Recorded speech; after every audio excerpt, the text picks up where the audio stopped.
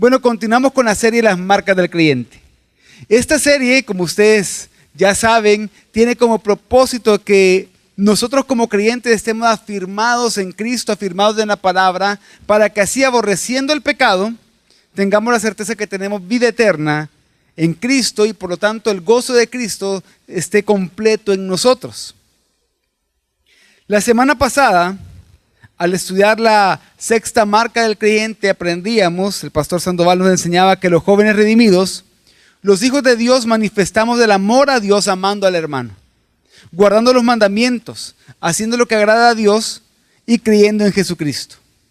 Hoy vamos a predicar la séptima marca del creyente, que es discierne entre la verdad y el error. Sabe escoger, sabe discernir, sabe diferenciar entre la verdad y el error. Pero para esto vamos a estudiar 1 de Juan 4, 1 al 6. Dice: amados, no creáis de todo espíritu, sino probad los espíritus si proceden de Dios. Porque muchos falsos profetas han salido del mundo. En esto conoced el Espíritu de Dios. Todo espíritu que confiesa que Jesús, el Mesías, ha venido en carne, procede de Dios. Y todo espíritu que no confiesa a Jesús no procede de Dios. Y este es el del anticristo, del que habéis oído que viene y ahora está ya en el mundo. Hijitos, vosotros procedéis de Dios, y los habéis vencido, pues mayor es el que está en vosotros que el que está en el mundo. Ellos proceden del mundo, por eso hablan de parte del mundo y el mundo los escucha. Nosotros procedemos de Dios, el que conoce a Dios nos escucha.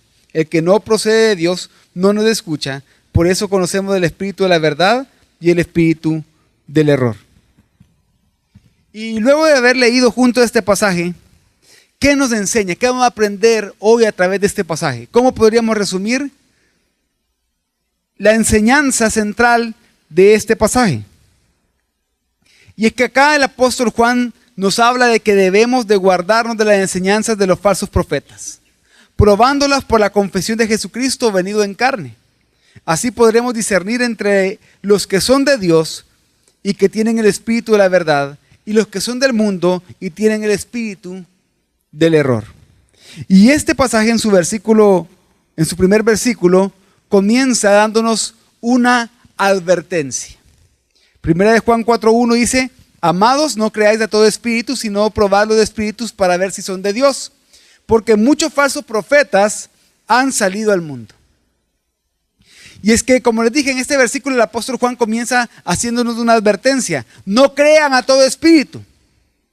Y además de una advertencia, él da una orden, sino que prueben los espíritus para ver si son de Dios. Pero ¿cuál es el motivo de advertirnos de esta manera y de ordenarnos esto de probar los espíritus?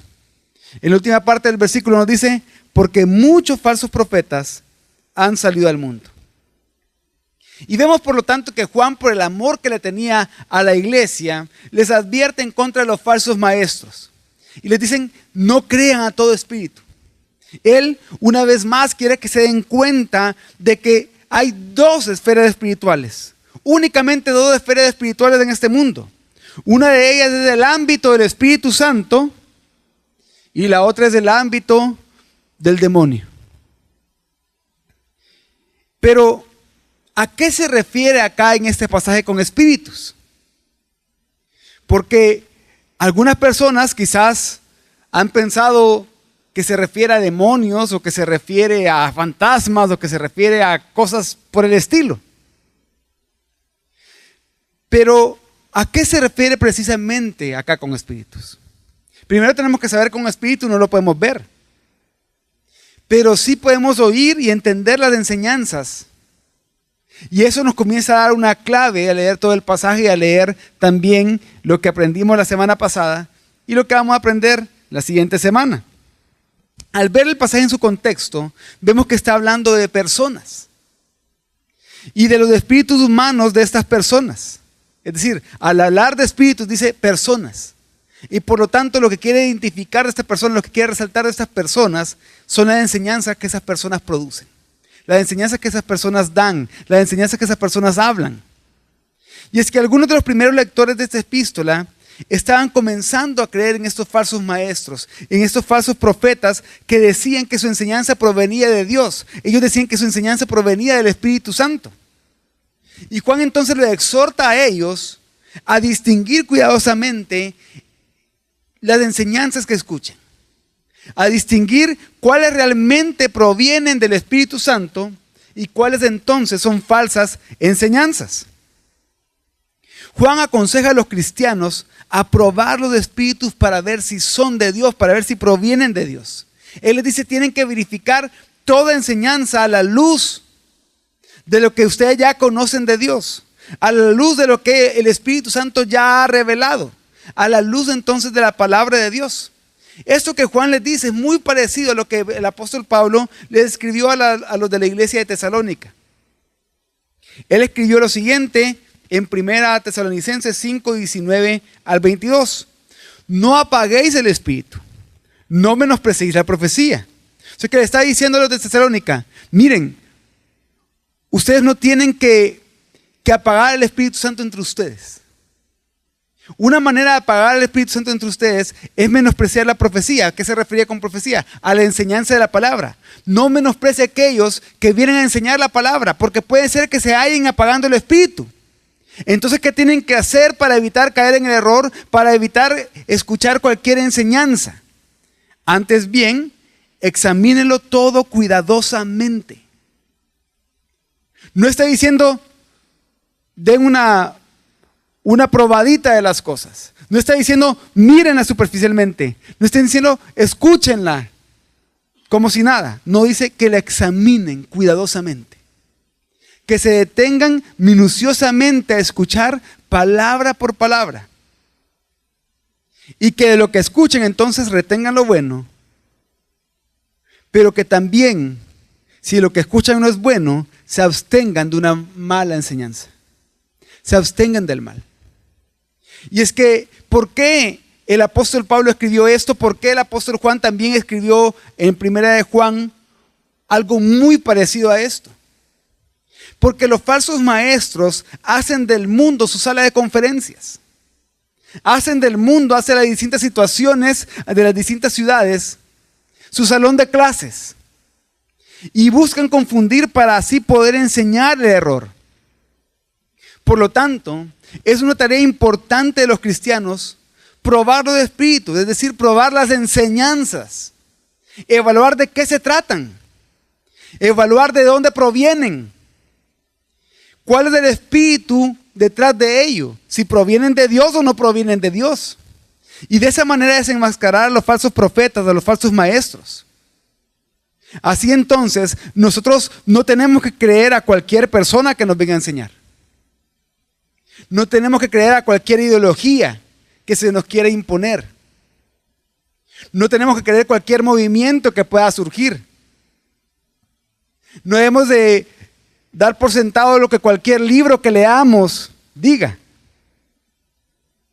No tenemos que reconocer inmediatamente cualquier idea que escuchemos o cualquier moda, incluso sea una moda cristiana entre comillas, sino que tenemos que probar los espíritus, tenemos que probar las enseñanzas. Pero entonces hubo una pregunta, ¿y cómo hacemos esto? ¿Cómo probamos los espíritus? ¿Cómo probamos las enseñanzas? Y es que la iglesia conoce la verdad. Ya hemos recibido la verdad en la palabra de Dios. Lo que Dios ha querido que nosotros conozcamos, nos lo ha revelado en las Santas Escrituras que han sido inspiradas por el Espíritu Santo. Y entonces, conociendo la verdad, y la verdad más grande que podemos conocer, o la verdad la comenzamos a conocer a través de Jesucristo. Por lo tanto, son los que niegan a Jesucristo los que quedan como mentirosos, los que quedan como falsos.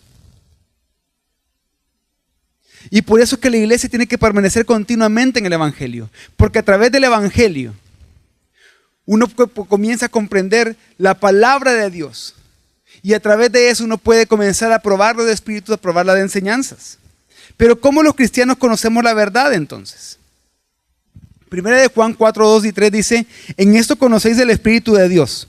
Todo espíritu que confiesa que Jesucristo ha venido en carne es de Dios. Y todo espíritu que confiesa a Jesús, que no confiesa a Jesús, no es de Dios.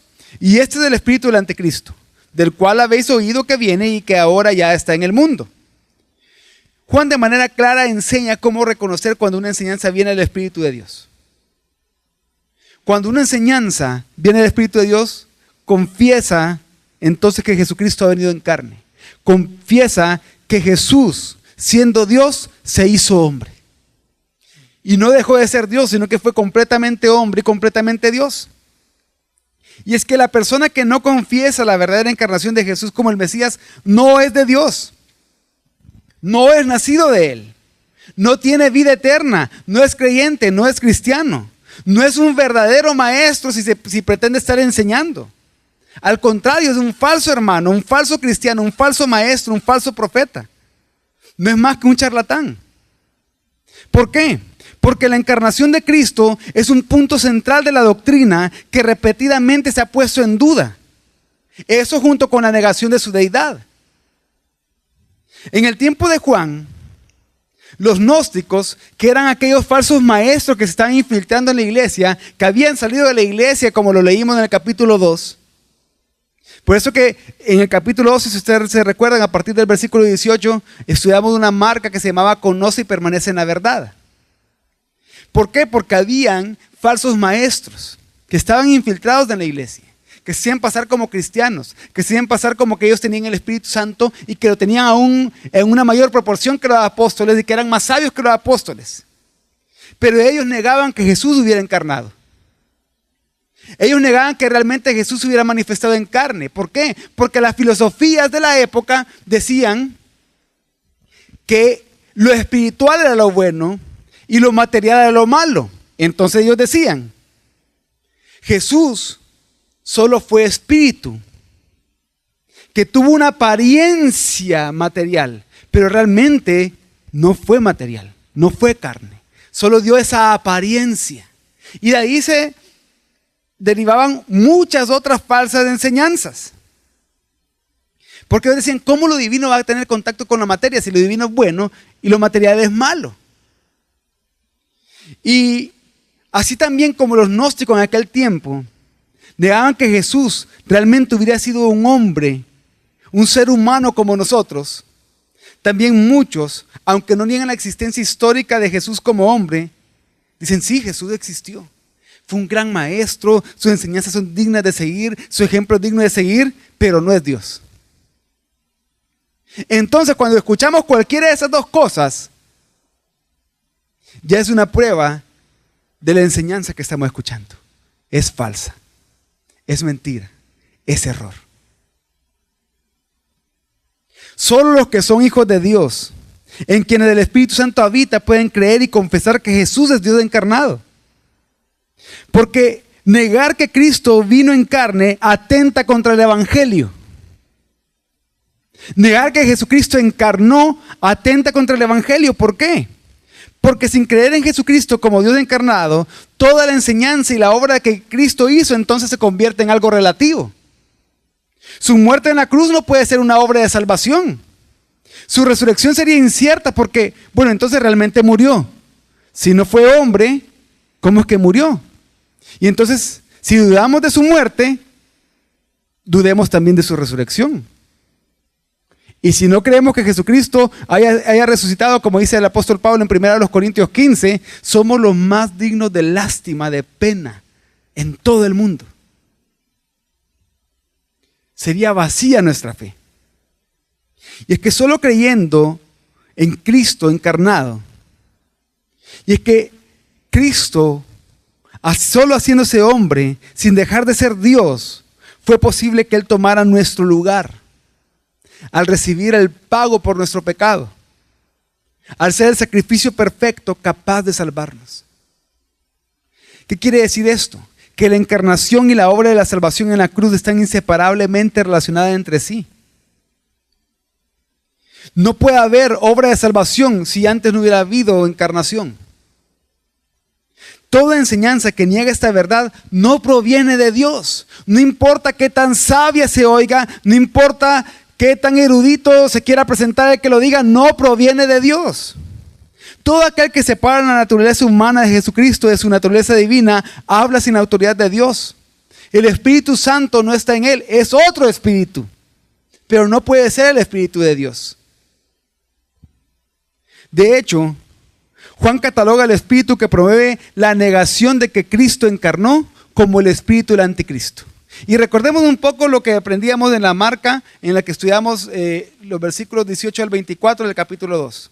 Aprendíamos que los anticristos eran personas que estaban movidas por medio de un espíritu que se estaba oponiendo a Cristo, a la verdad de Cristo y por lo tanto a su palabra, por lo tanto a Dios mismo. Querían ir en contra para tomar el lugar de Cristo. Entonces Juan dice, todo aquel que promueva esta clase de enseñanza tiene el espíritu anticristo, no el espíritu de Dios. Pero ¿por qué le dice esto a los cristianos? No solo para hacer la advertencia, no solo para que supieran cómo probarlos, las enseñanzas, sino para darle la certeza de que nosotros somos de Dios y hemos vencido. ¿Por qué? Porque la iglesia conoce la verdad y debe saber que los mentirosos son los que niegan a Jesús como el Cristo. Por lo tanto, la iglesia debe permanecer en el Evangelio. Pero por eso dice, 1 Juan 4, del 4 al 5, hijos míos, vosotros sois de Dios y los habéis vencido, porque mayor es el que está en vosotros que el que está en el mundo. Ellos son del mundo, por eso hablan de parte del mundo y el mundo los oye. Juan distingue claramente entre la obra de Dios y la obra del maligno. Entre los hijos de Dios y los que pertenecen a Satanás, entre conocer la verdad y creer en el error. Ya lo vimos la semana pasada, lo vimos también la semana antepasada aún más claro. Juan dice a los cristianos, ustedes sí, ustedes son de Dios. Y es que los creyentes nunca debemos de olvidar nuestra herencia divina. No solamente somos un pueblo especial nacido de Dios y llamados hijos de Dios, también somos diferentes de aquellas personas que pertenecen al mundo. ¿Por qué? Porque aunque nosotros pertenecíamos al mundo, y aquí no me estoy refiriendo al planeta Tierra, sino que aquel sistema gobernado por Satanás que se opone a Dios, a su pueblo y a su palabra, aunque nosotros éramos parte de eso, por la gracia de Dios, que nos dio el don de la fe para creer en Jesucristo como Señor, como Dios encarnado, como nuestro Salvador, y por el arrepentimiento de nuestros pecados, fuimos trasladados de un reino a otro. Pero ¿qué nos hace diferente entonces de ellos? Que nosotros los hemos vencido. Hemos vencido ya a esos falsos maestros, a esos falsos profetas. Porque así como el Hijo de Dios ha vencido al obedecer los mandamientos de Dios y dar su vida, el mandamiento de Dios para dar su vida por nosotros, así nosotros como hijos de Dios vencemos cada vez que somos obedientes a la palabra de Dios y honramos la enseñanza de la palabra de Dios. Es muy parecido a lo que el mismo apóstol Juan escribió en Apocalipsis 12, 10 al 11, dice, ahora ha venido la salvación, el poder y el reino de nuestro Dios y la autoridad de su Cristo, porque el acusador de nuestros hermanos, el que lo acusa delante de nuestro Dios día y noche, ha sido arrojado. Ellos lo vencieron por medio de la sangre del Cordero y por la palabra del testimonio de ellos, y no amaron sus vidas, llegando hasta sufrir la muerte. Y aquí está hablando del Evangelio. Aquí está hablando del hecho de que Cristo, en su encarnación, por su obra, por su vida, por su muerte y resurrección, venció a Satanás. Lo venció. Y ahora el reino de él ya ha sido inaugurado. Fue inaugurado a partir de su primera venida. Él ya tiene autoridad sobre todas las cosas. Por lo tanto, el acusador, el que nos acusaba día y noche delante de Dios, ya fue arrojado de la presencia de Dios, fue arrojado del cielo. Ya no nos puede acusar. Ya no es quien nos condene, ya no es quien nos acuse, como dice también el apóstol Pablo en Romanos 8. Por lo tanto, nosotros hemos vencido. Pero ¿cómo es que hemos vencido? ¿Porque nosotros hicimos algo? No, por medio de la sangre del Cordero que fue derramada en la cruz. ¿Y cómo más hemos vencido? Por medio de la palabra del testimonio. Por medio de nuestra confesión de fe en Cristo Jesús, en que creemos que Él es Dios, que Él es Señor. Y lo demostramos No amando nuestras vidas más que a Dios, sino que amando más a Dios que nuestras propias vidas. Incluso siendo capaz de entregar nuestras vidas por amor a Él. Y es que así como Cristo ya ha vencido al mundo, y aquí es bien significativo que la palabra que nosotros ya hemos vencido es la misma palabra que se ocupa en Juan 16:33 cuando dice que Cristo ya ha vencido al mundo. Así como Cristo ya ha vencido al mundo y vino para destruir las obras del diablo, así también nosotros ya hemos vencido a los falsos profetas. Por la presencia y la morada de Cristo en nosotros a través del Espíritu Santo. Nosotros ya vivimos su victoria sobre el pecado, sobre la muerte y sobre el diablo. Ahora, al permanecer en Él y al permanecer en su palabra, siendo obedientes al Espíritu, podemos también vivir la victoria sobre los falsos maestros. ¿Por qué? Por el Evangelio que hemos creído, por el Evangelio que habita en nuestras mentes y en nuestros corazones. Y esto nos lleva a reconocer también que los hijos de Dios no podemos jactarnos de nosotros mismos. No somos más que los demás porque hemos alcanzado algo por nuestras propias fuerzas, sino que lo que hemos recibido lo hemos recibido por gracia. Podemos jactarnos únicamente de Cristo, porque Él es el que ha vencido al mundo. Él es el que ha librado a su pueblo de la esclavitud del pecado. Él es el que ya decidió la batalla a su favor. Aunque esa batalla parece ser que sigue continuando, porque de hecho así es, pero Él ya venció. Él ya dio el golpe mortal. Nosotros solo estamos esperando la plena consumación de esa batalla. Algo para entender esto de que Jesús ya ha vencido, pero todavía no se ha manifestado su victoria, es muy parecido a lo que sucedió en la Segunda Guerra Mundial.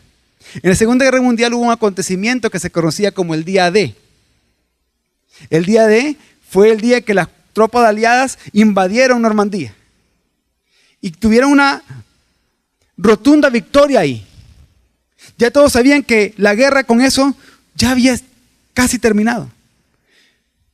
Pero Hitler y su ejército aún no se habían vencido. Aunque ya habían sido vencidos, aún no se habían declarado vencidos.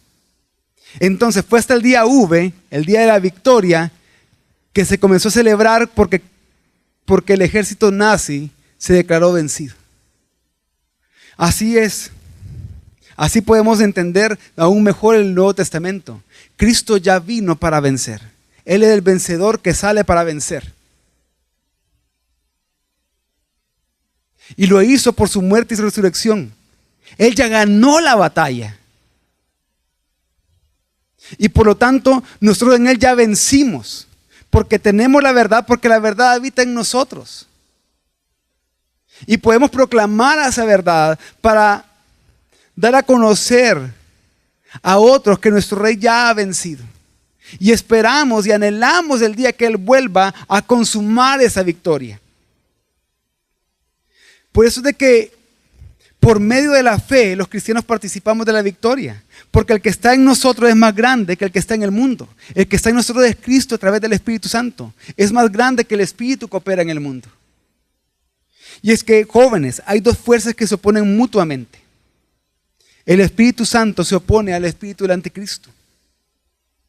Por lo tanto, por medio de su Espíritu, Dios habita en nosotros. Y Él es más grande que el maligno. Él nos mantiene en la verdad de su palabra y nos fortalece para vencer, para seguir venciendo. Por eso que también el apóstol Juan dice que los falsos profetas son del mundo. Sus principios, su empeño, sus metas, su existencia provienen de este mundo hostil que se opone a Dios, a su palabra y a su pueblo. Además, las enseñanzas de ellos, sus opiniones y valores son ateas, son anticristianas. Lo que los falsos profetas dicen es persuasivo. Por eso el mundo lo escucha. El mundo, los que son del mundo, los que no tienen el Espíritu Santo, van a concordar con la enseñanza de los falsos maestros. Y de este modo, ya sea consciente o inconscientemente, van a participar en su oposición a Dios. Pero así como los creyentes tenemos nuestro origen y fuente en Dios y somos hijos de Dios, tenemos que entender que los falsos profetas, los falsos maestros, son del mundo y son hijos del diablo. Porque rechazan a Cristo. Hablan cosas del mundo que muestran que todo lo que ellos son y hacen, su doctrina y ellos mismos, su conducta, tiene su origen y su fuente en el mundo. Por eso el apóstol Juan termina diciendo que nosotros somos de Dios y discernimos entre la verdad y el error. El versículo 6 dice, nosotros somos de Dios. El que conoce a Dios nos oye, el que no es de Dios no nos oye. En esto conocemos el espíritu de la verdad y el espíritu del error.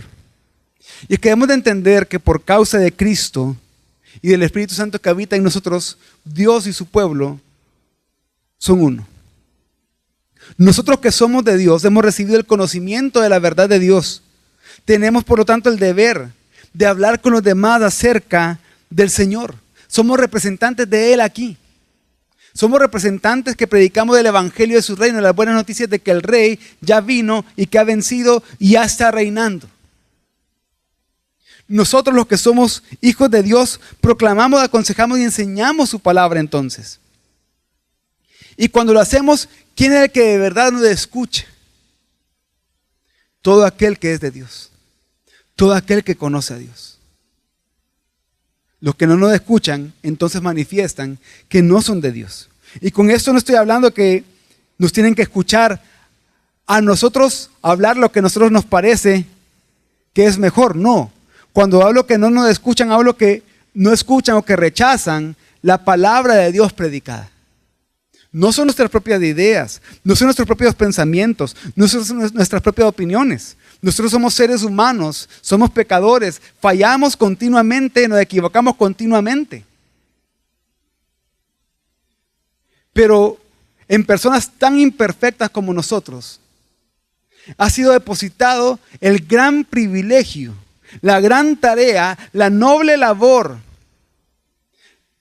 la increíble misión de que pecadores que hemos sido perdonados y que tenemos una nueva vida en Cristo Jesús, podemos con nuestra boca predicar la verdad. Y eso, los que le escuchan, los que le reciben, muestran que son de Dios. Los que no, muestran que no lo son. Van a negarse a creer la verdad. Van a seguir prefiriendo el espíritu de la mentira. Entonces, ¿cuál es el mensaje para nosotros hoy? Lo que aprendemos de ese pasaje es que los jóvenes redimidos nos guardamos de las falsas enseñanzas. ¿Cómo? Discerniendo por el Evangelio, a través del Evangelio de Jesucristo, entre la verdad y el error. Y esto trae grandes implicaciones, importantes implicaciones para nuestra vida. La primera es, permanezcamos en la palabra. Permanezcamos en la verdad. Estudiémosla, meditemos constantemente en ella. Y es que solo permaneciendo en la palabra, esa palabra que el Espíritu Santo ha inspirado, podremos cumplir la importante tarea de probar las enseñanzas. Evaluar de qué se trata, de dónde provienen y qué espíritu está detrás de esas enseñanzas. Y de esa manera, como les dije antes, podemos desenmascarar a los falsos profetas, a los falsos maestros. De esa manera podemos evitar creer cualquier ideología que esté en contra de la palabra de Dios, cualquier filosofía que esté en contra de la palabra de Dios, cualquier movimiento, cualquier libro, no importa quién sea el autor, no importa el currículum de ese autor, cualquier idea, cualquier moda. Y no solo me estoy refiriendo a cosas que tengan que ver con la palabra de Dios del cristianismo explícitamente hablando, sino que me refiero incluso a cualquier ideología, filosofía, movimiento, libro, autor, moda, etcétera, idea que se oponga a la verdad de Dios, a la verdad de las Escrituras. Porque no hay verdad si no es de Dios. Toda verdad es la verdad de Dios. Todo lo que se manifiesta como verdadero es porque proviene de Dios.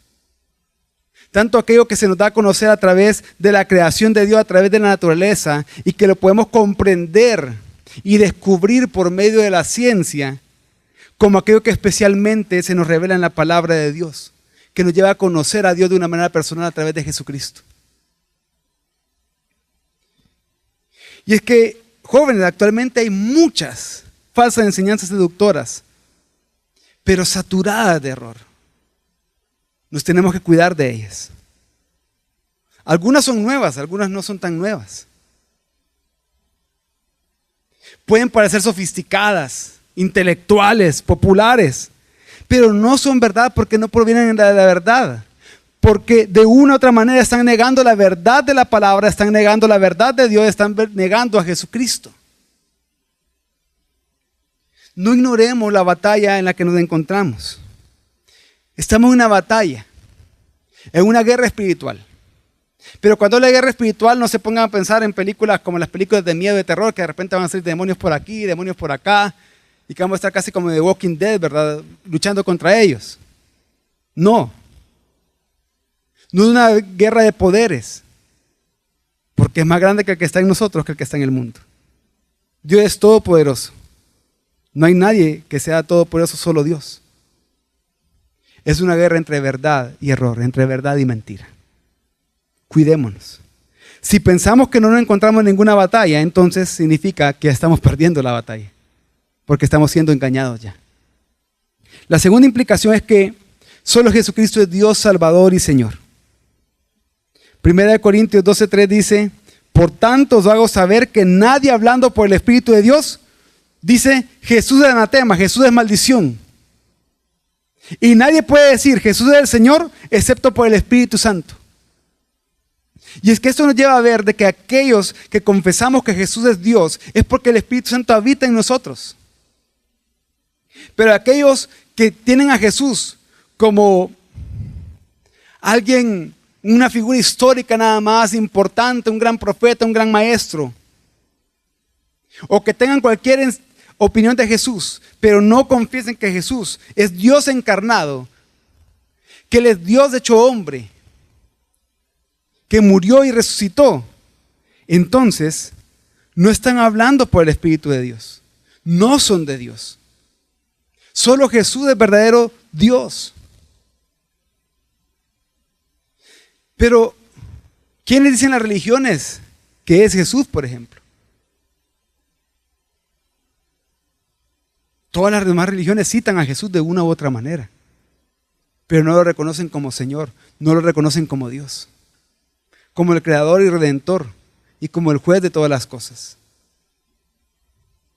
¿Quiénes dicen los filósofos, por ejemplo, que son Jesús? Algunos, los más ignorantes, aún niegan que existió. Por lo tanto, cuando ustedes estén predicando el Evangelio y alguien no crea que Jesús es Dios, no se frustren. En algún momento nosotros tampoco lo creíamos. Porque eso solo puede ser revelado por el Espíritu Santo. Ustedes sigan predicando la palabra de Dios con paciencia, con serenidad, con amor, con amabilidad a otros. Sin arrogancia, porque no tenemos nada que jactarnos, sino que solo de Jesucristo. En tercer lugar, los falsos profetas son del mundo, hablan del mundo y los del mundo lo escuchan. Y es que, jóvenes, la aprobación del mundo, que el mundo apruebe algo, no es prueba de la veracidad de una enseñanza. Que una enseñanza sea la más popular, que una ideología, que una idea, que un movimiento, que cualquier enseñanza sea la más popular y la más aceptada, no quiere decir que sea verdad. Y es que si una persona quiere ser popular, todo lo que necesita hacer es hablar como habla el mundo, hablar lo que al mundo le gusta escuchar. Ese es el éxito del populismo. Pero si es fiel a Dios, tendrá que enfrentarse a la desaprobación del mundo. Por eso es que cuando, acá ya aplicado a nuestros días, cuando yo estoy hablando de falsos profetas del mundo, que hablan del mundo y el mundo lo escuchan, cuando hablo de falsos maestros, tenemos que entender que los falsos maestros, los falsos profetas, no solo son aquellos que pretenden hablar la palabra de Dios para confundir a las personas. Los falsos profetas no solo se ven en nuestros días parados detrás de un púlpito hablando de falsos evangelios. Hay falsos profetas sentados en curules. Hay falsos maestros en redes sociales. Hay falsos maestros con títulos de doctorado. También los hay escribiendo libros, enseñando en aulas universitarias o de colegios, escribiendo currículos nacionales, escribiendo materiales inmorales e incívicos que quieren que toda la niñez salvadoreña los reciban. Son igual de falsos. Y nosotros podemos discernirlo por la palabra de Dios. Aunque se oiga popular, aunque los demás lo aplaudan, no quiere decir que sea verdad. Y en cuarto lugar, proclamemos el Evangelio y defendamos la verdad. Dios tiene como propósito que cada cristiano trabaje para el avance de su reino. Este propósito se cumple al testificar el Evangelio con nuestra voz y nuestra vida.